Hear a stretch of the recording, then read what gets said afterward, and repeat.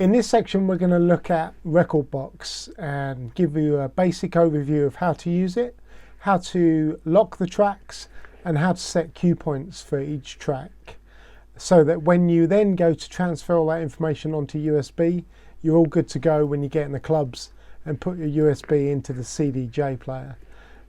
So let's have a look at that video now. Okay, so let's get into this. This is Rekordbox. Let me just show you where you get it from. So it's basically from Pioneer, and you just go to rekordbox.com, and this is where you download it. To get Rekordbox DJ, I think it's $129 at the moment. So yeah, $129. Yeah, Rekordbox DJ, and these are the extra bits you can get.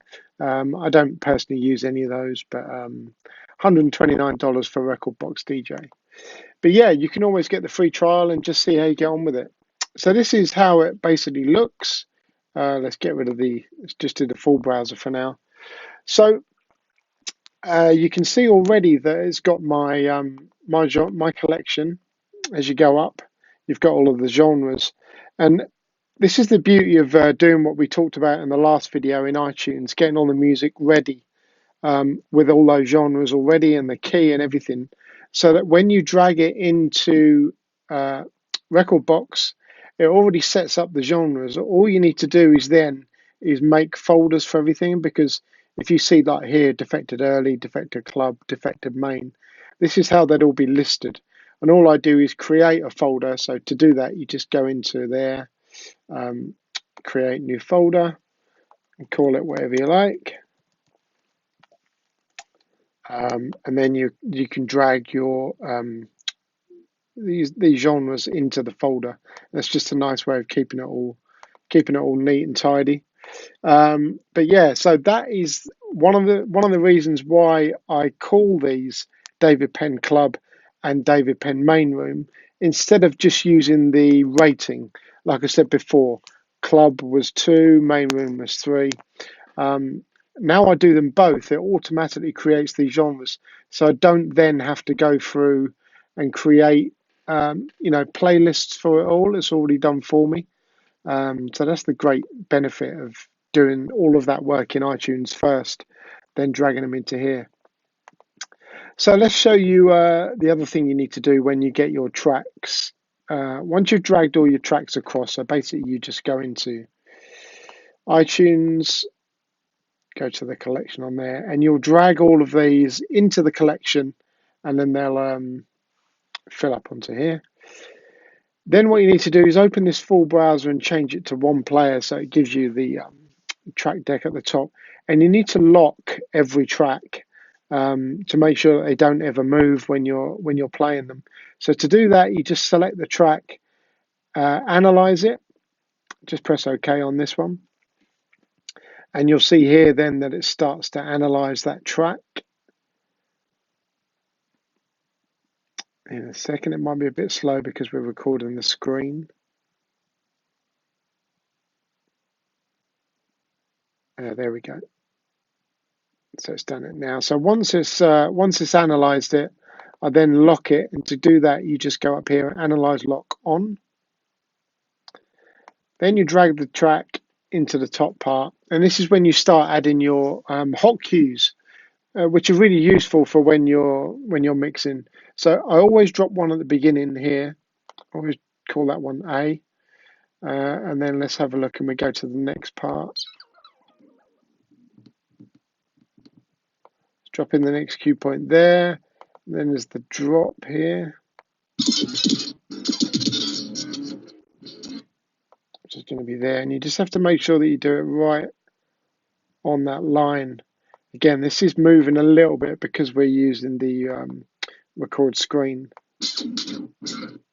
And then I always put one in when it comes back in the drop. And I always color that one red, because for me that is the main kind of beat of the track. So if you then listen back to these, so there's our A cue point. Then it starts a bit again. There's the drop or the break coming into the drop. So you can always mess about with them This is the beauty of having these cue points. So you can just tease the crowd with the different breaks and the different drops. And that's what I do, is I'll then just go through and I pick out little bits in the song that I think are going to be of interest. You know, like up here, what's this part?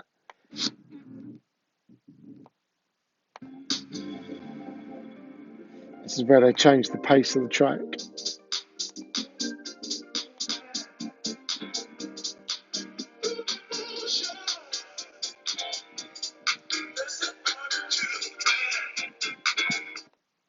And then I put another cue point in there usually. A good habit to get into as well is putting these cue points right at the end of the track as well, to get a little loop in, so that you don't have to worry about the track running out. So I'll show you how you do that. So let's do an 8-bar loop there. And then when you click on it, you can see it's gone orange and there's like a little loop symbol on it. That means that then that loop is locked in. And as you can see there, it's just slightly out. So let's get that back on track. And to do that, you unlock it. Go back onto there. And just click on these to move these along until you get to the line. Oops, too much. There you go. And then lock that down again. So that when you go onto that, that will then be bang in time. And that's it. It's a very laborious task. You just need to go through on every single track and drag them in and put in your. You can always group lock things just by selecting the whole thing, but to actually put in the cue points, you do need to drag in each track on its own. As you can see, the computer's still really slow at the moment because we're recording the screen. But that's what you need to do, is go through every single track, make sure that they're all locked, then drag them all into the top and add in the cue points, and that then saves it. Then when you go to put in your USB to transfer all of that information to the USB stick, all of those cue points will be in there. And to do that, you go down to here. And once you put in your USB, you'll see it come up on the devices. Like this is one of mine here. And let's just say that we want to drag, this playlist to our USB. All you do is or on our Mac, 2-finger right click and export folder to whichever USB it is. This is my 1 terabyte portable hard drive. But that's how you then transfer the tracks to a USB to be able to play on CDJs. That's that part. And then for the actual CDJ section, for the analysis, this is where you sort out all the categories, which categories you want to show up on your USB, actually, when you put it into a CD player. So this is how I have mine. I always make sure that I can see the artist, the track, the key, the genre, the rating. If you did want any of these others, you can always drag them across, no problem at all. Another section there where you can sort the parts. But the best thing to do with some of these things is to have a look at some of the tutorials on YouTube. There's some really detailed tutorials. If there's a specific area that you want to look at, then just type it into YouTube. There's plenty of things on there. But this is just basically a quick overview of how to, or the beauty of preparing your music in iTunes first, so that when you drag it into Rekordbox, all of the genres are already done. And all you then have to do is lock the track and actually drag them in and add in your cue points. I still need to do that on some of these because I've recently redone all of mine, but there you can see all of these tracks are all locked. They've all got the artwork for mixed in key come up, so I can always, if you want to make sure it's all in order that way, you could just literally, there's a mix straight away that you could put together with all of these tracks in that order, and it would make sure that everything was mixed in key beautifully. There's all your cue points. Just drag that in and see if it loads quickly enough. Yeah, it does. And these are all the cue points for this track.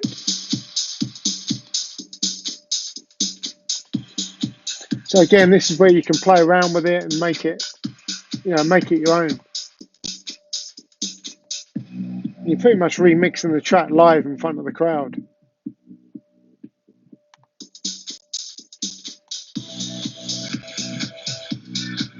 And that is the beauty of hot cue points. There you go. I hope you found this interesting. If there is any more questions, please do leave them in the comments below. But that is your basic overview of how to use Rekordbox.